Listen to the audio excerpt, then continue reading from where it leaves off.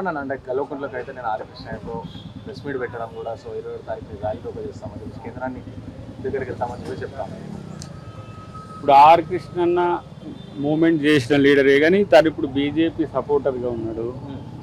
ఈమె బీఆర్ఎస్ అంటే BJP BRS ఒకటే అని తెలిసింది కదా. సో బీఆర్ఎస్ పార్టీ బీజేపీ మీద రైలు రోకే చేస్తున్నది అని అంటే అదెంత హాస్యాస్పదం. బీజేపీ పార్టీ మద్దతు ఇచ్చిన మా అన్న ఆర్ కృష్ణన్న బీజేపీకి వ్యతిరేకంగా చేయడం అనేది మంచిదే. సో మమ్మల్ని కూడా పిలిస్తే మేము కూడా వస్తాం కదా, ఎందుకంటే ఇప్పుడు చేయాల్సింది సెంటరే కదా. మరి సెంటర్ ఎందుకు చేస్తలేదని వాళ్ళే చెప్పాలి. అటో ఇటో సరే కవిత గారిని జైలు వేసి ఉండొచ్చు కానీ వాళ్ళ నాన్న మొత్తం బీజేపీతోనే ఉన్నాడు కదా ఇప్పటికైతే. సో తను అసలు బీఆర్ఎస్ఆ లేకపోతే బీజేపీ ఇంకో అనుకూలమైన జాగృతి అటు ఉండబోతుందా అనేది దీనికి డౌట్ అనుమానం వస్తున్నది. సో ఏదైనా సరే మరి బీజేపీకి ఇప్పుడు రైలు రోకో అంటే కేంద్ర ప్రభుత్వానికి వ్యతిరేకంగా చేసేది. సో మరి దాంట్లో వాళ్ళిద్దరూ మరి ఇది ఒక కొత్త పొలిటికల్ డ్రామానా అనేది ఆలోచిస్తాను. కానీ కాంగ్రెస్ పార్టీ మాత్రం 42% మీద కట్టుబడి ఉండడమే కాదు, కేంద్రం మీద పోరాడుతున్నది కూడా. కేంద్రం మంత్రులు కలిసినప్పుడల్లా కూడా ఆ విషయాలు చెప్పి వస్తున్నది. వాళ్ళు రాజకీయాల కోసం కాకుండా ఇప్పుడు ఆర్ కృష్ణన్ అంటే చాలా రోజుల నుంచి బీసీల కొరకు, బీసీలు చట్టసభల రిజర్వేషన్ల కొరకు కూడా పోరాడినోడే. కానీ కవిత గారు వాళ్ళ ప్రభుత్వం ఉన్నప్పుడు ఎందుకు చేయలేదు అనేది మరి కేసీఆర్ గారిని అడగాలి. అసలు నాకు చిన్న ఏంటంటే ఇప్పటికీ తను బీజేపీకి అనుకూలంగా వ్యవహరిస్తున్నట్టే కనబడుతున్నది. కానీ బీఆర్ఎస్తో ఉన్నదా లేదా అనే దాని దగ్గరనే డౌట్ వస్తుంది. కాబట్టి వీళ్ళిద్దరు బీజేపీకి అనుకూలంగా ఏమైనా నిర్ణయం తీసుకోబోతుందేమని అనిపిస్తుంది. అంటే ఒకవేళ కాంగ్రెస్కి మద్దతుగా, అంటే కాంగ్రెస్ కూడా రైలు రోకో దాంట్లో రమ్మని అంటే మీరు వెళ్ళడానికి రెడీ ఉన్నారా? కాంగ్రెస్ పార్టీ రెడీగా ఉన్నా? కాంగ్రెస్ పార్టీకి ఇప్పుడు వాళ్ళు చెప్పకుండా మా మీద కూడా కేంద్ర ప్రభుత్వ రాష్ట్ర ప్రభుత్వాలకు వ్యతిరేకంగా అంటున్నారు కదా. మరి ముందేదో అది బీసీల కొరకు మరి మీరు ఒక చట్టం చేసిండ్రు, మరి మీరు కూడా ఇన్వాల్వ్ కామని అంటానికి ఏం సమస్య వచ్చింది? అంటే ఇది పొలిటికల్ క్రెడెన్షియల్స్ ఏం కాదు. మరి ఇన్ని రోజులు 9 సంవత్సరాల పాటు మరి వారెందుకు, కవిత గారు ఎందుకు బీసీల కొరకు పోరాడలే?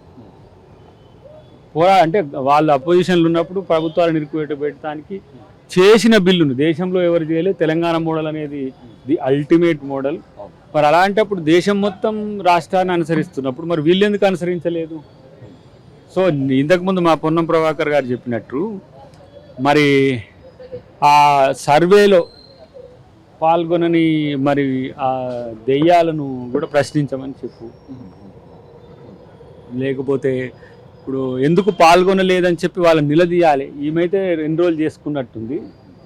మరి ఎన్రోల్ చేసుకొని మళ్ళీ తర్వాత ఏదో వాయిస్ వచ్చింది. కానీ ఇప్పుడైతే వీళ్ళు ఎవరైతే కేసీఆర్ చేసుకోలే, కేటీఆర్ చేసుకోలే, హరీష్ రావు చేసుకోలే, మరి దీంట్లో దేవుని పక్కన ఉన్న దయ్యాలో దయ్యమే దేవుడే దయ్యమో తెలియదు. కానీ మరి వాళ్ళని అడుగు ఎందుకు చేసుకోలేదు అనేది. అలాగే ఫోన్ ట్యాపింగ్ వ్యవహారం అయితే కీలకమైన అంశాలు బయటకు వస్తున్నాయి. గత ప్రభుత్వం 4 సంవత్సరాల్లో 40,000 ఫోన్ ట్యాప్ చేసిందని చెప్పేసి అంశాలు బయటకు వస్తాయి. దీంట్లో చూసారు, అది ఒక విద్రోహపూర్వకమైన చర్య. ప్రభుత్వంలో ఉండి అట్లా చేయడం అనేది అది ఒక రకంగా ప్రభుత్వానికి ప్రజలు ఇచ్చిన మ్యాండేట్ను అవమానించడమే. అది అంటే సరే విపక్షాల ఫోన్లు ట్యాప్ చేసిరంటే ఒక అందము కూడా ఉంటుంది, ఏదో పొలిటికల్ మైలేజ్ కొరకు. సొంత పార్టీ వాళ్ళకు కూడా చేసిరు, సొంత కుటుంబం వాళ్ళకు కూడా చేసిండ్రు. అవతల ఆంధ్రప్రదేశ్లో ఉండే రాజకీయ నాయకుల కోసం కూడా ఫోన్ ట్యాపింగ్ చేసి ఇచ్చే పరిస్థితి. అంటే ఈయన ఫోన్ ట్యాపింగ్లో అవుట్ సోర్సింగ్ పర్సనాలిటీ అయిపోయింది అనమాట టీఆర్ఎస్ ప్రభుత్వం.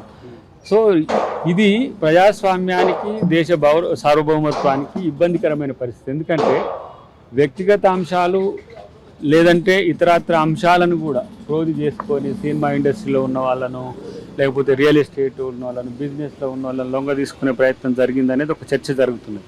దీని మీద కూలంకుషంగా విచారణ జరుగుతున్నది. ప్రభాకర్ రావు గారు వచ్చిన తర్వాత ఎంతటి వారైనా ఆ విషయంలో డెఫినెట్గా శిక్షార్హులు. ఎందుకంటే ఇలా ఆర్టికల్ 21 అనేది ఇంకా పెద్ద మాట, కానీ ఒక ఏమంటాము అండర్ వరల్డ్ డాన్స్ కనుక ఫోన్ ట్యాపులు చేసుకున్నట్టు ప్రతిపక్ష నాయకులది ఫోన్ ట్యాపింగ్ చేయడం అంటే ఇది ప్రజాస్వామ్యానికి ఒక మచ్చగా మనం చూడాల్సిన అవసరం. నిన్న 11 ఏళ్ళు పూర్తయిన సందర్భంగా బీజేపీ ఒక పెద్ద ఎత్తున సభ ఏర్పాటు చేసింది. ఆ సభలో ఏం మాట్లాడుతూ ఉన్నారంటే మోడీ వచ్చిన తర్వాత అణ్వాయుధాలు వచ్చినాయి, పాకిస్తాన్తో పోరాటాలు చేస్తా ఉన్నాం అని చెప్పి మాట్లాడుతున్నాం. కాంగ్రెస్ ప్రభుత్వం ఏం చేయలేదని అడిగితే కాంగ్రెస్ పార్టీ అప్పుడు పాకిస్తాన్కి సపోర్ట్గా ఉందని చెప్పి మాట్లాడుతా ఉన్నాం. ఎట్లా చూసారు? వాళ్ళను 10 రోజులు ట్రైనింగ్ ఇవ్వాలనిపిస్తుంది వాళ్ళకి. చరిత్ర తెలియదు, చరిత్ర తెలుసుకోవడానికి కూడా ప్రయత్నం చేయరు. అది కూడా అంటే నాయకులు ఎవరన్నా అన్నారా వాట్సాప్ యూనివర్సిటీలేనా నాయకులే అంటున్నారు. అంటారా? ఎవరన్నారు? ఆయన వచ్చినప్పుడే కాదు, ఏ స్థాయి లీడర్ అన్నాడు ఆయన? పెద్ద పెద్దలు కూడా అన్నారు. అంటే ఎంత అజ్ఞానంలోనే తెలుస్తుంది.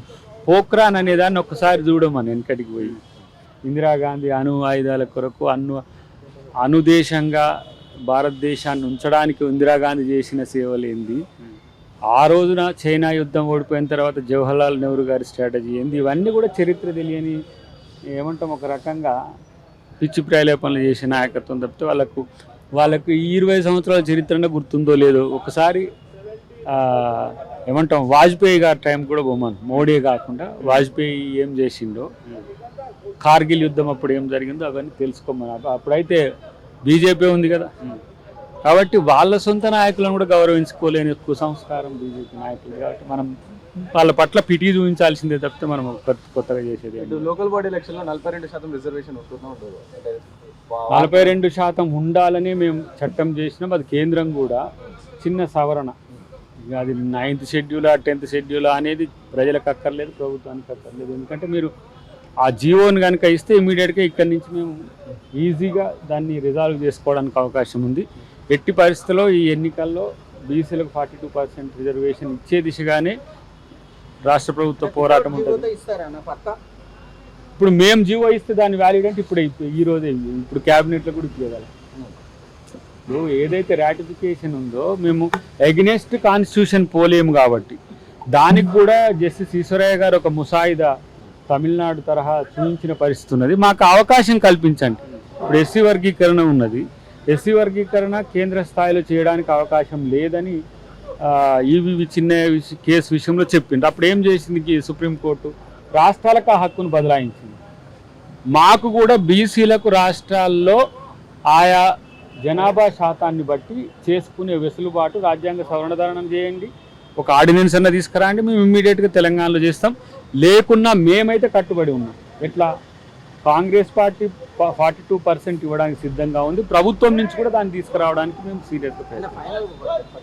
మొన్నటి వరకు కాంగ్రెస్ పార్టీ కేసీఆర్ని జపం చేసిందని చెప్పి ఇప్పుడు కేంద్ర మంత్రిగా బండి సంజయ్ కూడా ఇదే బాటను అనుసరిస్తున్నారు. ఇవన్నీ కుమ్మక్కు రాజకీయాలు అని చెప్పేసి కూడా దాసు శ్రవణ్ కానీ గంగుల కమలాకర్ కానీ చెప్తున్న పరిస్థితి ఎట్లా తీసుకోవాలి? ఇప్పుడు ముందు చెప్పిన దానికి ఇది చూస్తే బీఆర్ఎస్ బీజేపీ కలిసే రైలు రోపే చేస్తున్నాయి. మరి అంటే వీళ్ళు పొలిటికల్ కన్ఫ్యూజన్ క్రియేట్ చేయడానికి చేసే స్టేట్మెంట్స్. అసలు బీఆర్ఎస్ ఎటో తెలుసుకోమనండి. బీఆర్ఎస్ ఈ దేశంలో అయితే ఇప్పటి వరకు 2 విచారధారలు ఉన్నాయి. ఒకటి కాంగ్రెస్ విచారధార, 2 బీజేపీ విచారధార. మరి వీళ్ళు కాంగ్రెస్ వైపు ఉన్నారా లేదంటే మేము ఇండిపెండెంట్గా ఉన్నామని అన్నారు అనుకో, ఎవరి వైపు? ఈ దేశంలో మీరు ఏ రాజకీయాలు చేస్తున్నారు?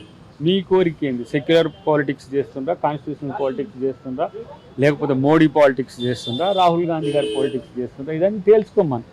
సో వీళ్ళు గోడ మీద పిల్లివాటం వీళ్ళు కొంతమందే ఉన్నారు ఇట్లా. ఎవరు?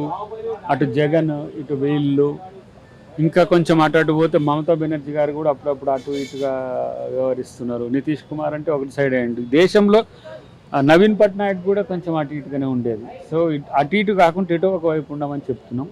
అన్నిటికంటే ముఖ్యంగా నేను అంటున్నది ఏంటంటే బీజేపీ బీఆర్ఎస్ వేరే అయితే ఒకవేళ రేపటి రోజున దాని యొక్క సాక్ష్యాలు భవిష్యత్తులో అతి సమీపంలో రాబోతున్నాయి. అప్పటి వరకు వాళ్ళు ప్రజలే నిర్ణయించుకుంటారు. మొన్న ఎన్నికలను అయితే తేల్చింది బీఆర్ఎస్ బీజేపీ ఒకటే అని తేల్చిండ్రు.